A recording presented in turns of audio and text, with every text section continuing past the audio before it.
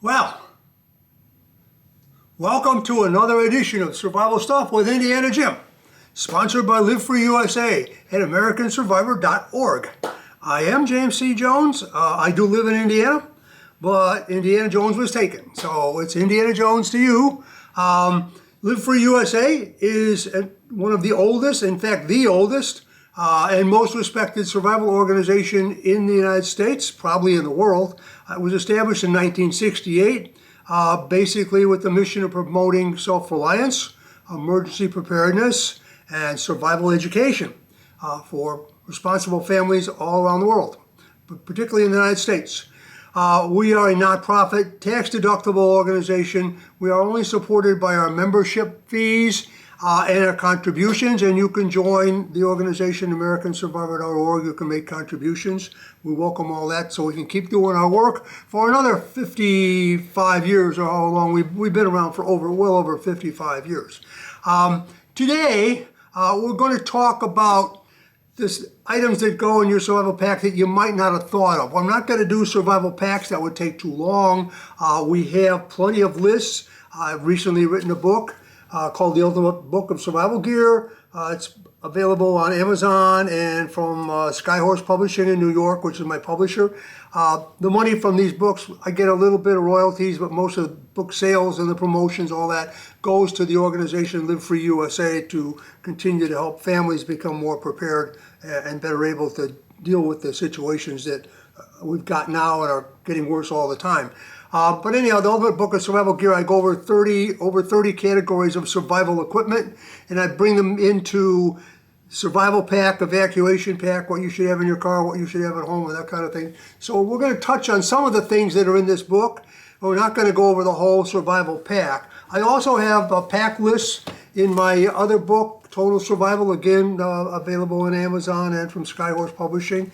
And also I frequently publish various lists of equipment and various recommendations in American Survivor, the newsletter that goes out to our members. They can just download it off the website. We can also actually mail it to you if you send us an actual address. But we, at least once or twice a year, we publish some list of survival gear that you would need. We also recommend some types of gear going along with different articles throughout the year. You can also, by the way, download a number of lists. In fact, we have a article called Survival Lists. Get it? Yeah, Survival Lists. Survival Lists, which it covers all the different types of packs. Get home pack, survival pack. What's the difference between a survival pack and a evacuation pack, etc. Outdoor survival kits, that kind of thing. So we're going to be talking about equipment today. The equipment today we're going to talk about, though, is your pack, not what's the main things like the water purification, the shelter, and the first aid items, and all those kind of things in the food and things that you naturally need to have in your either a evacuation pack or more of it if it's a full survival pack. We're going to talk about some of those items that you might not have thought of, or maybe you did, but maybe you didn't think of them, maybe you should add them, or maybe if you got a group, somebody should have one of these items. So let's talk a little bit about what we'll call the accessories, the survival pack accessories, which we're going to talk about today. Things that you might not have thought about that you might want to think about adding to your kit. So I'm going to take the camera here for a minute. We're going to take a look at my survival pack as it is today. I've been evolving over 60, 70 years from a little Boy Scout pack all the way to where it's at now, and it's constantly changing. But let's take a little walk over here. I'm going to pick the camera up, and we're going to go over here. And we're going to look at my survival pack down here. Now, if you'll notice, the first thing you'll notice is it's in a tote bin. It's in a large green waterproof tote bin. I can grab this whole tote bin, head out the door, throw it in my vehicle, throw it in the trunk, throw it in the back of my truck, whatever I need to do. It's waterproof. If there's any fire in the house or water or anything like that, or flooding, at least it's waterproof, it's well protected. So you want to protect your pack that's going to protect you. So I always keep my pack in a tote bin. And the principle here, the most important principle to remember here, is if you're going to grab this pack, it may be in the gravest extreme. Now in that case, you may not have time to go looking for the right shoes. You may be in your flip-flops. You may be in your pajamas, whatever. You may not have time to go gather up those other items that you may need to put with your survival pack or your evacuation pack if it's just a basic 3-day survival evacuation pack. This is a full-size survival pack where you can go from escaping to actually setting up a survival camp and long-term outdoor survival, but you may have just an evacuation pack, which can be a little smaller. So anyhow, what's in here? What do I need? This is everything I need. The first thing you'll notice in here are a pair of boots. Now these are my police boots that I use for patrolling. This is one of the pairs. And by the way, these boots that you're going to have in here, don't put a brand new pair of survival boots or emergency boots or outdoor boots in your pack and say that, I bought them in the store, I still got the tags on them, I put them in here and I'll wear them in an emergency. No, put boots in here that you've worn for 5 or 6 months. Boots that you know are comfortable, because you don't want to, you're trying to escape and you're on your own and now you've got blisters and they don't fit right and all that kind of thing. So you want them with a little bit of wear on them, the boots that you put in here for that extreme emergency. So the first thing you got in there, along with your pack, is your boots. The other thing you want to have in there is at least one, if you have more than one, you want to have a handgun in there. This is going to be your primary defensive gun. This is a 9mm semi-automatic pistol. It's got a number of magazines in the pack with it that I would stuff in my pockets. So I've got that in there, and I've got some extra boxes of ammunition in here in the tote bin with the pack. So I don't have to go rummaging around looking for this stuff. If I just grab this, I'm good to go. If I can grab some other stuff, that's great. Now as far as weapons, you'll notice in here that there's a rifle. This is a folding Kel-Tec sub 2000 9mm rifle. And if you'll bear with me for a second.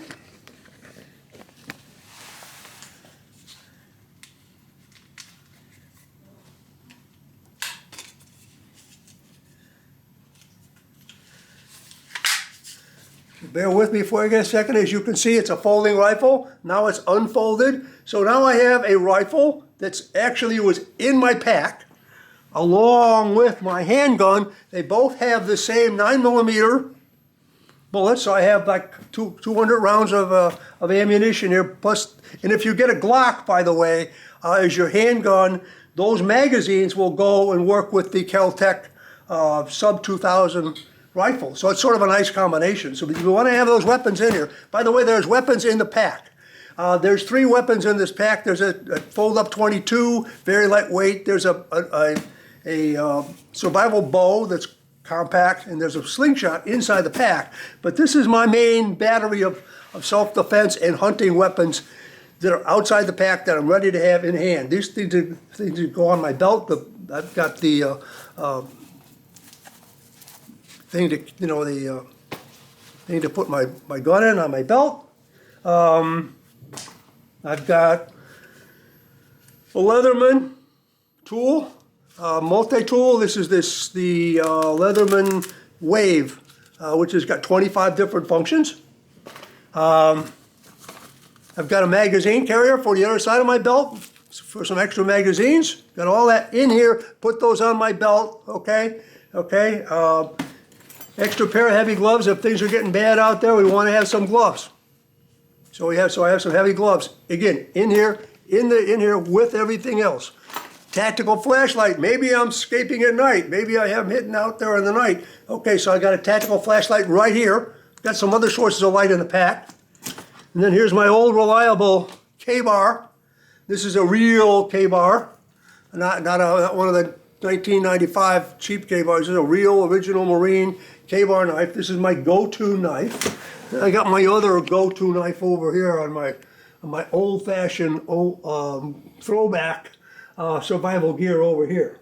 Okay, and then now another way you might want to go, it's possible, is you might want to put together a survival vest. So now you grab the vest and you got all those pocket items. You can also get various web gear that has holsters for your weapon. Built into it, has holsters for your magazines. Or you can have a vest like this, so you slip on the vest, you then put on the pack, you put the stuff on your belt, and you're good to go. So this is that kind of equipment that we have. You also may want to have with you, depending on what you want to have on your belt, you may want to have one of these, and if you'll bear with me a minute, one of these hatchets. They're pretty handy. You could have that in there if you want. You could have a tactical shovel, which has a saw and an axe and a shovel and all kinds of things like that. Or you may want to have, at least most likely you're going to have to dig holes somewhere along the line. So here's this is a basic folding tactic SOG special ops gear folding shovel. It also has a little saw blade on one edge. I think you can see that. Pretty handy thing for sanitation, for digging your fire pits, all those kind of things that you may want to have. So you want to, whatever it is you need, you want to have it in one unit, in one big tote bin, ready to go. So you don't want to be running around the house saying, yeah, I got my survival pack, but I need a whole lot of other stuff. And where did I put it? Where did I put this? Oh, I got to change my boots. I got to put clothes on. All that kind of things. No, you don't want to be doing that. Okay, you want to have it. Boom, grab, go. Okay, now if I got more time, I can accessorize by adding some other things.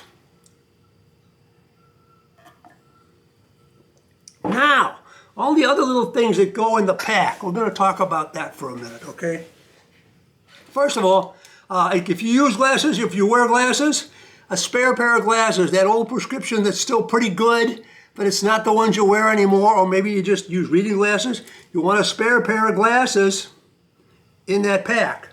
You don't want to suddenly, your glasses are broken, now you can't do fine work, you can't read, you can't see other things. Binoculars. It was one of the things that we started adding to our pack years and years and years and years ago. If you're going real light, you can get a small monocular. I remember the first pack we had some, kiddies' toy binoculars. That's all we could afford and all we could find at the time when we were packing packs 50, 60 years ago. But you know what? They were 4 power. That man, I was able to see 4 times as far as the other guy. It was maybe that I could see what was happening. Remember that awareness is the second rule of survival. It's first one is anticipate. Second rule is awareness. Be aware.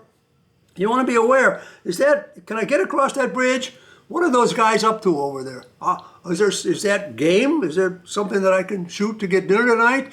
All those kind of things. What's coming down the road? Is it good news or bad news? Okay, this is what you want. You want a pair of binoculars or a pair of monocular or binoculars.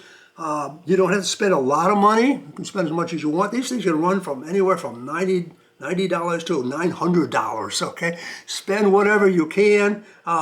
It's all about construction. Some of these are just glued together, they last for 5 or 10 years, hard use. But you want to have some kind of binoculars or a monocular or telescope or something to see down the road, see where you're going. Maybe you spot a campsite. You don't have to spend time wandering around. You spot a good campsite and you can see that nobody else is around. But you want to be able to see the other guy and you want to see the other hazards before you come into contact with them. So it's very important to have binoculars. The other thing when we talk about awareness, then, since we're talking about awareness, is a radio.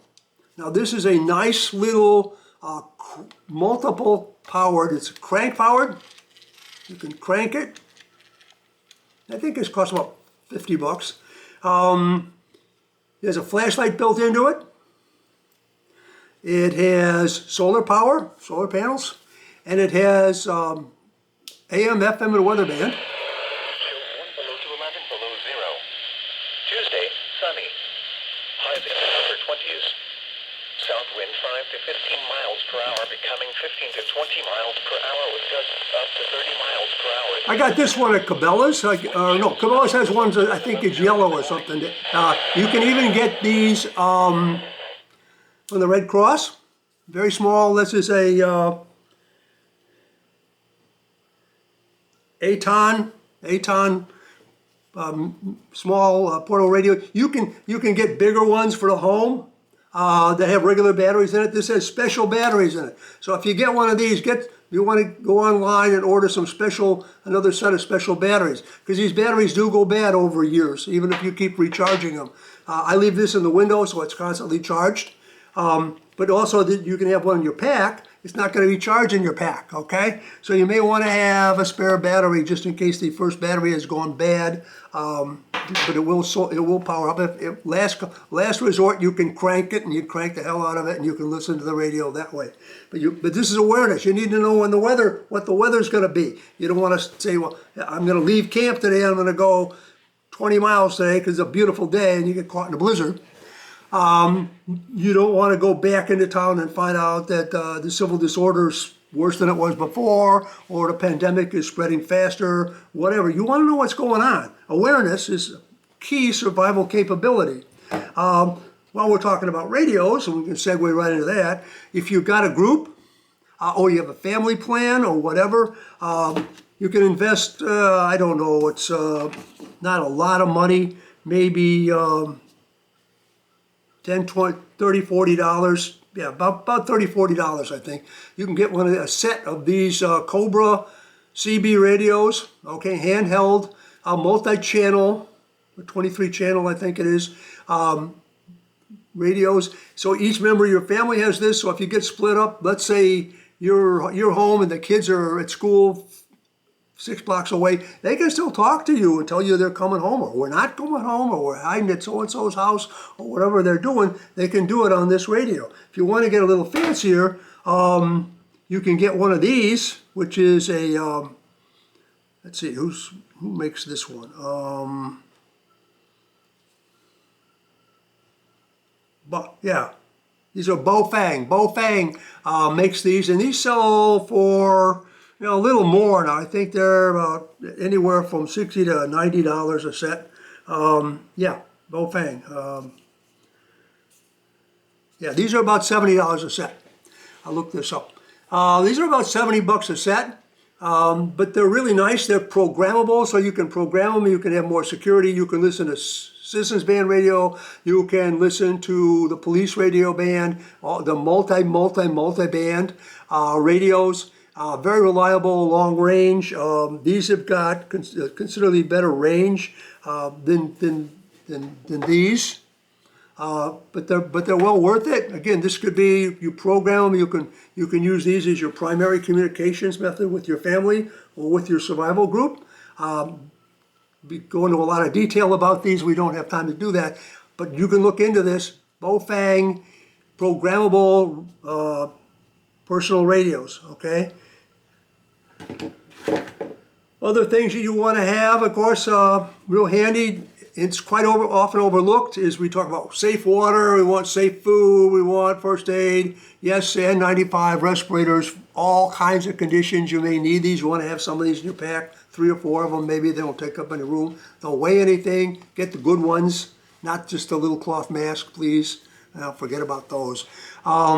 These are good for dust, radioactive fallout, most pathogens. They'll give you some protection against most pathogens that are out there. In fact, they'll give you some protection against all pathogens, more protection against some than others.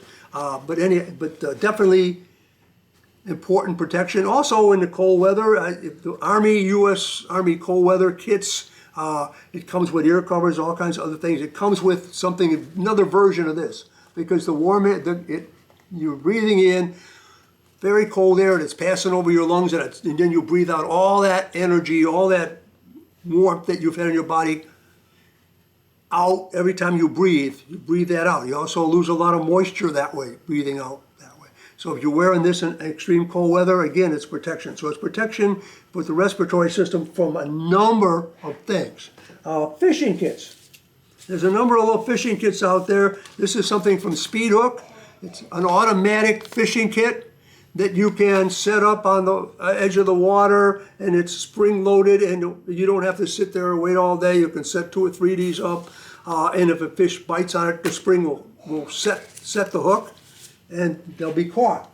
You can make up your own fishing kit, like this. And this is a kit I made up. It's got hooks, it's got weights, it's got fishing line, it's got a few sinkers in it, and I made a little fishing kit that I can fish because there's a source of reliable food when your survival food runs out. Also, I have this from, this is a small fishing kit from 5 Star, yeah, from 5 Star Gear. 5 Star Gear with the 5 is actually replaces the S at the beginning of the letter, so 5 Star Gear. They have a lot of nice survival items, 5 Star Gear. This is a little miniature fishing kit that doesn't take up any room. Now you got the capacity, along with your firearms and your bow and arrow and all the other things, to continue to sustain your food while you're out there during the survival emergency.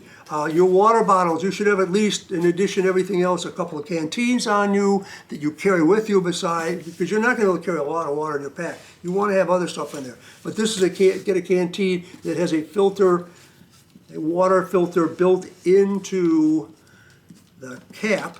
So even if you put bad water in here, it's got a wide mouth, even if you put water that you're questionable about in here, you can then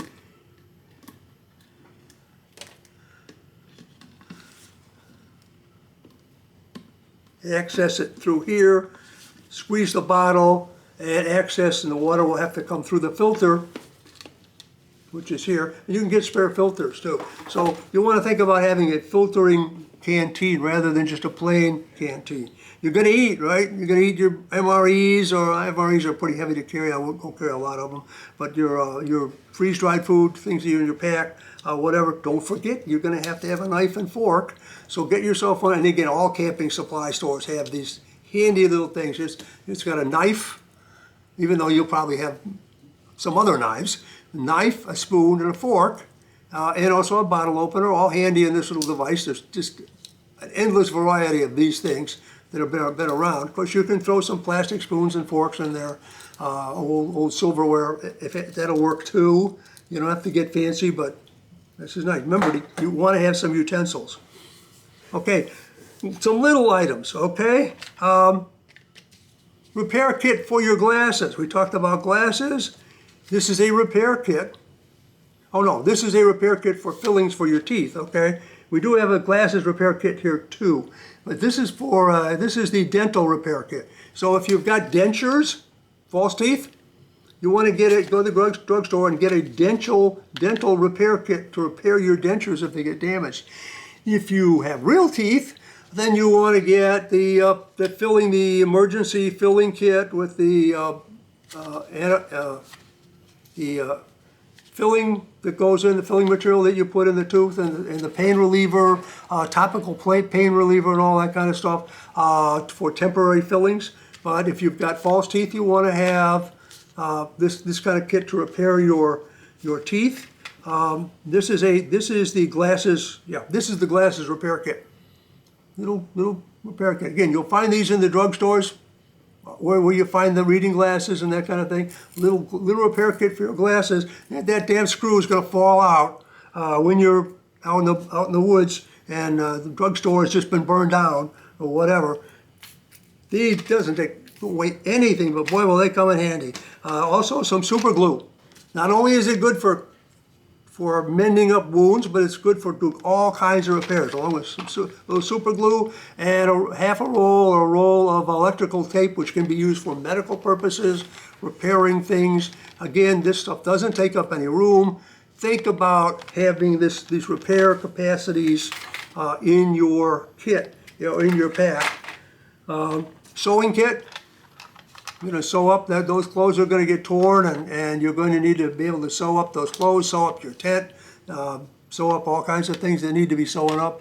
In a real emergency, you might be able to have to sew up you. But a sewing kit is there. Always have it. And in there, here's the dental medic. This is the kit for those of you with real teeth. And I have real teeth, by the way. At my age, it's pretty good. But anyhow, yes, you want to have this denture repair kit for false teeth, and you'll want to have a dental medic kit for your real teeth if you wind up with a toothache or a cavity or something like that. I talked to a guy that lived through the Russian Revolution years and years ago, and so he's long gone by now. Cossack, he had a long beard, and he looked sort of scary. But he was telling me, take care of your teeth. He said because he remembered being in war with the White Russians against the communists and all that. That people had toothaches and then they went to infections and they had cavities and they had a lot of pain. They were disabled and sometimes they even died from add-on infections. Don't forget cordage. You want to put up that shelter. You want to do all kinds of bundle up wood, build shelters, that kind of thing. You definitely want some cordage in your pack. So if you haven't thought of that before, cordage is an important thing to have in your pack. Plastic bags. You have a bunch of plastic bags in there. They can make makeshift shelters. You're going to use them for sanitation purposes, for gathering water perhaps, for making a bandage.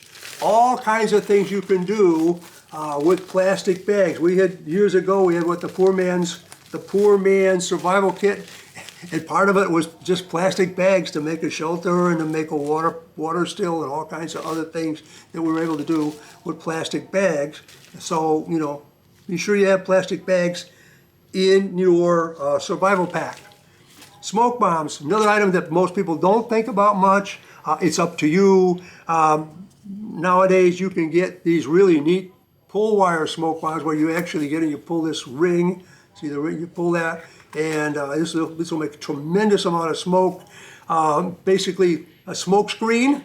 It can be used to divert people. If the smoke is over there, they'll head over there, see what's going on.